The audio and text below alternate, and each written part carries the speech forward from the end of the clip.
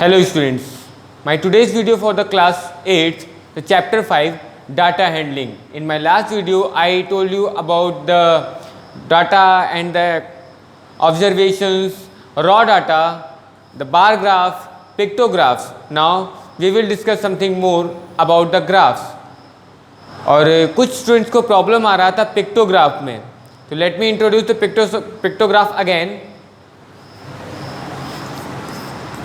Pictograph, जैसा कि हमको पता है ग्राफ के द्वारा हम अपने दिए हुए डेटा को रिप्रेजेंट करते हैं, ऑब्जर्वेशंस को रिप्रेजेंट करते हैं एक फॉर्म में. तो इसी तरह क्या होता है पिक्टोग्राफ में, हम पिक्चर्स के थ्रू अपने दिए हुए रॉ डेटा को रिप्रेजेंट करते हैं. जैसे कि हमने पिछली बार भी बताया हुआ था कि एक एग्जांपल था हमारे पास में कि किसी स्कूल के किसी एक क्लास के बच्चों के पास कितने पेन्स हैं. आज हम कुछ और ले लेते हैं, जैसे कि स्टार्ट विद एक शहर में लोगों के पास में या एक मोहल्ले में या कुछ भी इस तरह का. जैसे हम स्टार्ट करते हैं कि रमेश के पास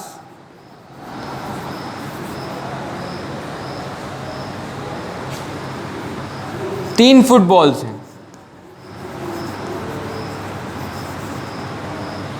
ठीक है, यहां पर हम ऑब्जर्वेशन ले रहे हैं फुटबॉल्स की. ठीक है, हमको ऑब्जर्वेशंस लेनी है फुटबॉल्स की, जो कि हमारा रॉ डेटा है. ठीक है, अब इसी तरह हम दूसरे के पास गए तो पता चला कि सुरेश के पास में 5 फुटबॉल्स हैं, है ना, और महेश के पास में 6 फुटबॉल्स हैं.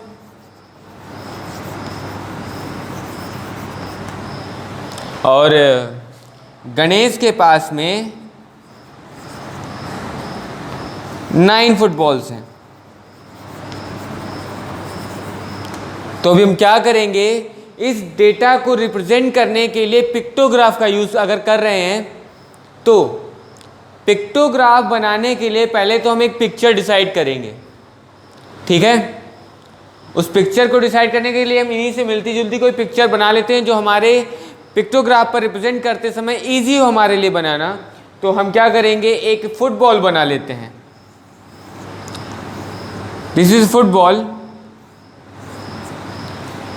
and this football represents the one football and the football represents the one football. तो हम क्या करेंगे, आप एक ग्राफ बनाएंगे. ठीक है, जब ग्राफ बनाएंगे तो ग्राफ पे क्या करना है, हमको रिप्रेजेंट करना है. तो हम पहले तो जो हमारे ऑब्जर्वर्स के नाम हैं वो लिखेंगे, रमेश, सुरेश एंड महेश और गणेश. रमेश, सुरेश, महेश एंड गणेश. ठीक है, अभी हमने देखा कि रमेश के पास 3 फुटबॉल्स हैं, तो हम यहाँ पर एक फुटबॉल को रिप्रेजेंट करने के लिए एक यूनिट फुटबॉल का शो करते हैं. तो 3 फुटबॉल्स को दिखाने के लिए हमको क्या करना होगा, 3 फुटबॉल्स बनानी पड़ेंगी. In the front of Ramesh we will draw the 3 footballs. In the same way Suresh has the 5 footballs. It means हमको 5 बनानी होंगी.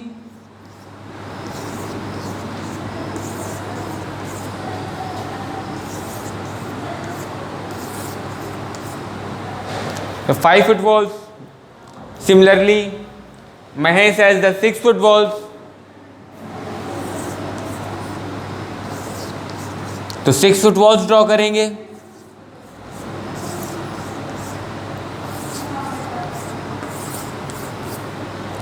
This is your representation of the given observations in the form of pictograph. Now your topic pictograph is clear. Start with the next one topic, the range of the data,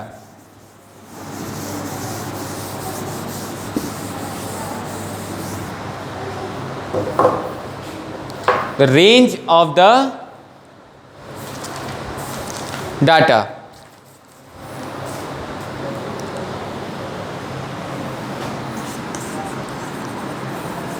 range क्या होती है? Range जब हमारे दिए हुए observations में हम maximum observation और मिनिमम ऑब्जर्वेशन को फाइंड आउट करते हैं और जो उनका डिफरेंस होता है उसको रेंज कहा जाता है। Range is equal to the maximum frequency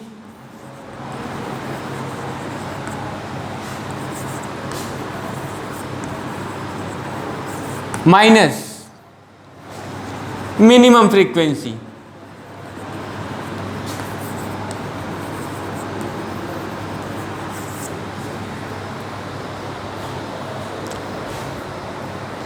तो maximum frequency and minimum frequency कैसे निकालते हैं? जैसे कि किसी एक क्लास में बच्चों के मैथमेटिक्स में मार्क्स दिए हुए हैं, मैथमेटिक्स के मार्क्स हैं 78, 92, 65, 67, 69, 43, 35, 98। तो हमें क्या करना है? इस दी हुई डेटा से ये कुछ बच्चों के जो ऑब्जर्वेशंस दिए हुए हैं मैथ्स के मार्क्स का, इसमें दिए हुए डेटा से पहले तो हमें डिसाइड करना है मैक्सिमम मार्क्स कौन से हैं और मिनिमम मार्क्स कौन कौन से हैं। तो maximum marks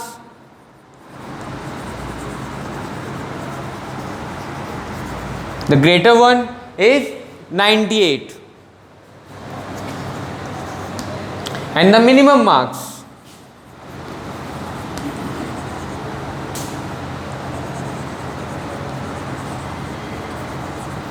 minimum marks is the 35। तो हम यहां पर रेंज कैसे निकालेंगे? Range will be 98 minus 35। 98 minus 35, the difference of the maximum marks and the minimum marks is called range. So the 98 minus 35 gives 8 minus 5 is equal to the 3 and 9 minus 3 is equal to the 6. So 63 is your range.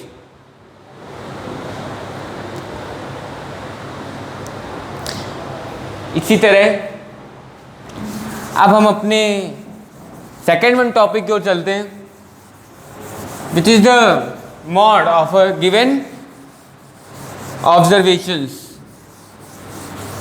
Mod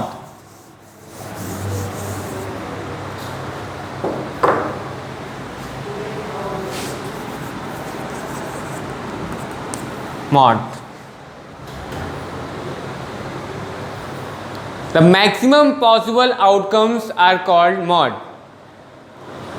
अब इसको हम समझाते हैं कि किस तरह से mod निकालते हैं कि किसी दो ऑब्जर्वेशंस में अगर कोई एक ऑब्जर्वेशन एक से ज़्यादा बार आ रही है या उसके आउटकम सबसे ज़्यादा हैं तो वो उस ऑब्जर्वेशंस का मॉड होता है। जैसे किसी स्कूल में 10 स्टूडेंट्स के साइंस के मार्क्स का ऑब्जर्वेशन कुछ इस तरह से है। साइंस, ठीक है, तो 35, 36, 37, 35, 43, 42, 35, 31. Now observe the given data. We get to know that is 35 is the maximum outcome. हमको 35 3 बच्चों से मिला है। 3 students got the 35 marks. It means our mode is 35। और अगर हम बात करें इस दिए हुए ऑब्जर्वेशन की रेंज की, तो हम रेंज निकालने के लिए क्या करेंगे? Maximum marks minus minimum. The maximum is the 43 and the minimum is 31. So 43 minus 31 is equal to the 2, and 4 minus 3 gives 1. So 12 is your range and the mod is 35. Clear? So this is your second topic, mod. Now come to our next topic.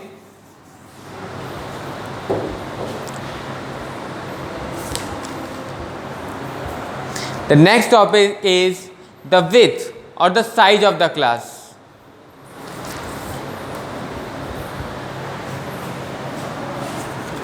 Width or size of the class. तो यहाँ पर definition लिखेंगे, the difference of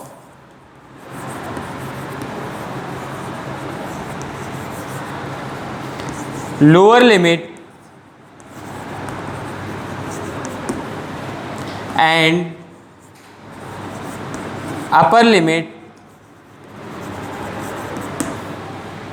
is called the width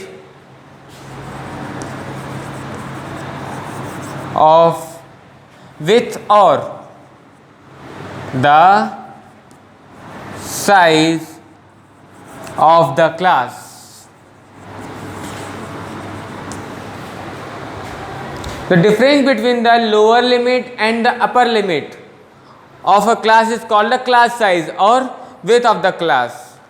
जैसे कि हमको किसी class में marks का ऑब्जर्वेशन दिया हुआ है, the class is 0 to 10, 10 to 20, 20 to 30, 30 to 40, 40 to 50. 0 to 10 frequency is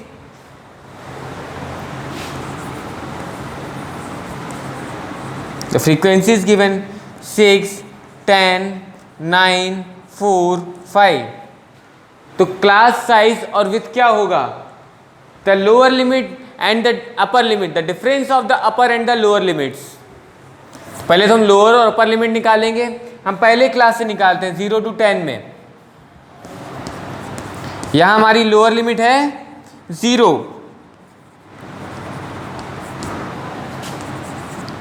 और अपर लिमिट है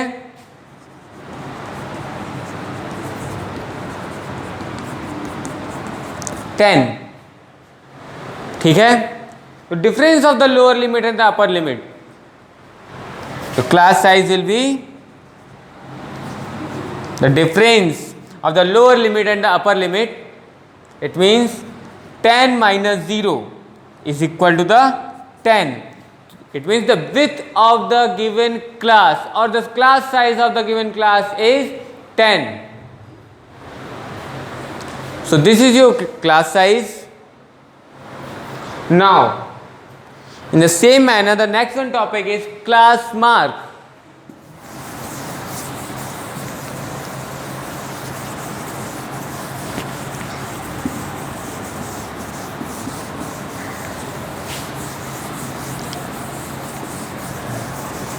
The class mark.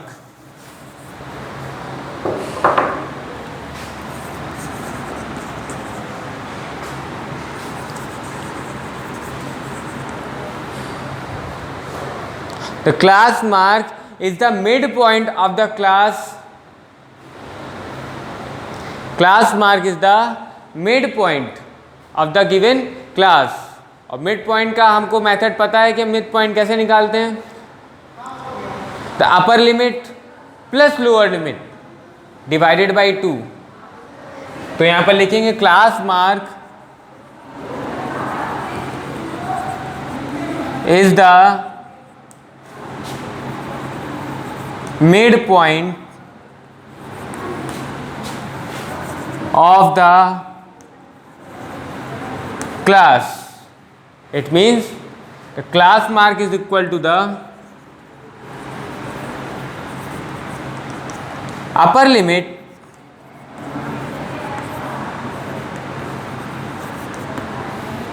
plus lower limit by 2. This is the formula for the class mark. The upper limit plus lower limit by 2. It means if we have the class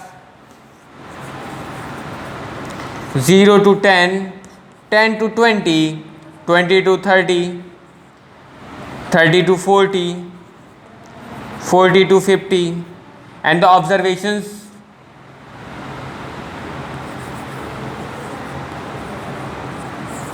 are 6, 7, 8, 9, 10.